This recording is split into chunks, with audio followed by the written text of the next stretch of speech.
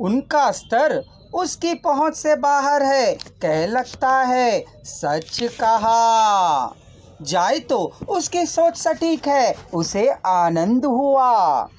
विनायक की सोच का अंत नहीं हुआ। उसकी बातें मलिन रहित नहीं है। उसकी गंगा को उन लोगों को पीना है, ऐसा सोचना थोड़ा बहुत मलिनता लिए हुए नहीं है। ऐसी बात नहीं है। पानी को कोई पाप नहीं है। कह लोगों के द्वारा मैला होता है। कुएं का पानी किसी की जायदाद नहीं है। कुआं निजी है, पानी नहीं, वह देवदत्त है। लोगों का पानी है, वह जरूरतमंदों के लिए अनुग्रह है। जमीन स्तन है, कोई भी शिशु इसका पान कर सकता है। इसे किसी भी प्रकार का पंख नहीं लगता है। लोग अपने दिमागों की गंदगी सोचकर कीचड़ उसे लगाते हैं। पानी में गंदगी नहीं होती है, भेदभाव होता है, अंतर नहीं होता है, स्पर्श और अस्पर्श नहीं होता है। जल अखंड पवित्रमय है।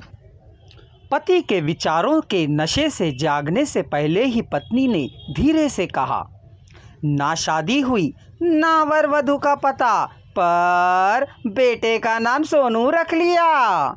ऐसा तेलुगु में एक कहावत है। पत्थर का टूटना भी शेष है, पानी का आना भी स्वप्न है। पता नहीं हमारे भाग्य में क्या लिखा हो।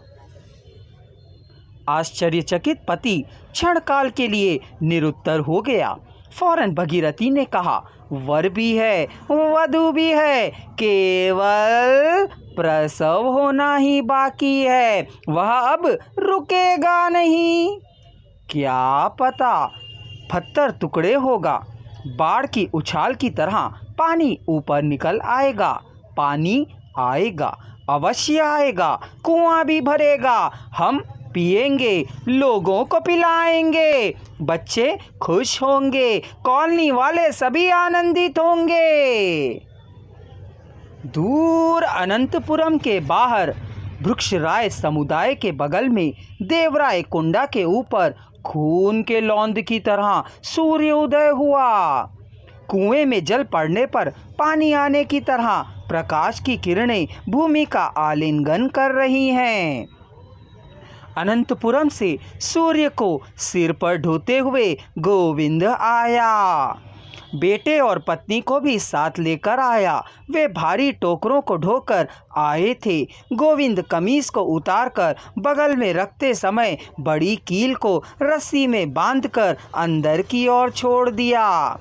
टोकरे में लाए सामान को ठीक ठाक कर रहे थे। गोविंद ने कील को दृढ़ता से ठोंककर, रस्से को खींचकर, छेनी हथौड़े को कमर में खोंसकर, कुएं को प्रणाम कर रस्सी की सहायता से कुएं के अंदर उतरा और दूसरे ही क्षण उसने काम करना आरंभ कर दिया।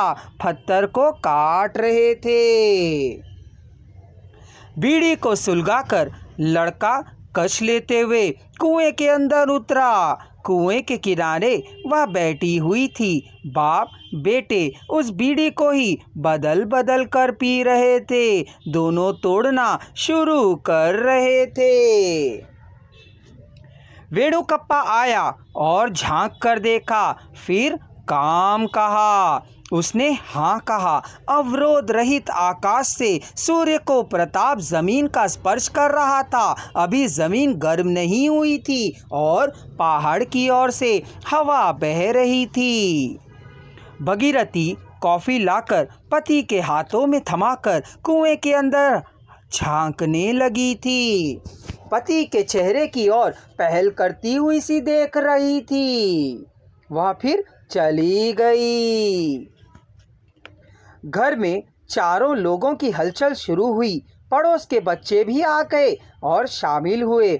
उनका शोर कितना मधुरमय था, बहुत ही सुहावना लग रहा था। उनका लेक्चरर होना, घंटों पाठों को पढ़ाते रहने से, आवाज से इष्ट होने के कारण निशब्द से अइष्टता होंगे। बच्चों के खेल और शरारत इष्ट है, शायद उनको कह उसने सोचा था।